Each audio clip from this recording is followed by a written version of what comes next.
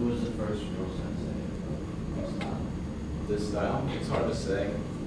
The reason why it's hard to say is back about 200 years before the birth of Christ, there were these Indian. What I mean by Indian, I mean Indian Indians, not Native Americans.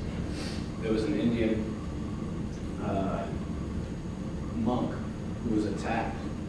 They were often robbed because no one had any money, but monks were attacked because they had some money, because people would tithe and give them money. And they were easy to, they didn't have any guards or anything, so they were easy to knock over. They were easy to attack. One Indian monk one time defended himself. And he said, you know what, it was great I didn't get robbed.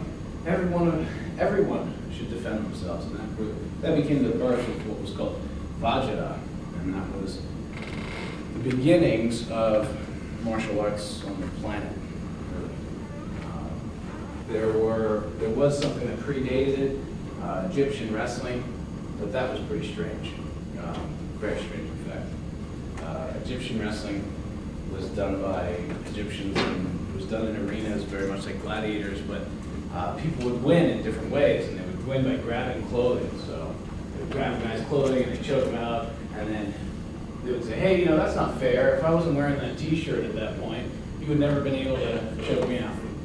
So they removed all their clothes, and they wrestled naked.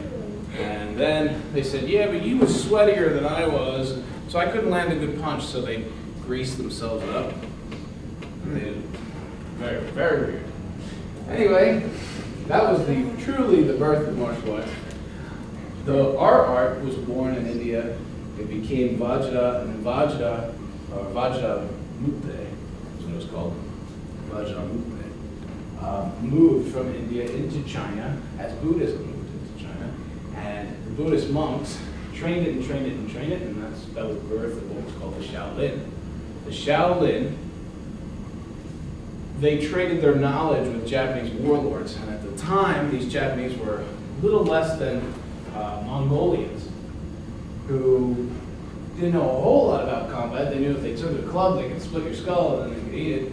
They didn't know a whole lot about combat. They trained with the Shaolin, and they developed the earliest stages of this art. So it's hard to say. If you want to say this art, who started this specific art, I would say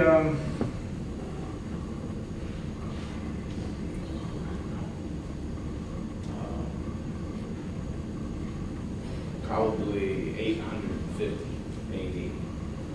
The sensei that were around at that point, I think, were the first to introduce this.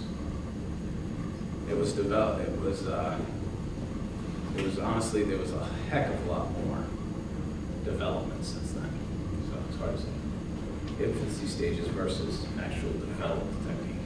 In the 14th century, you had guys that were incredibly trained. That's where it was undeniable they were samurai. They were honed warriors. 16th century being their peak. 17th century, you didn't want to sneeze. You didn't want to look. They were still very, very, very, very good.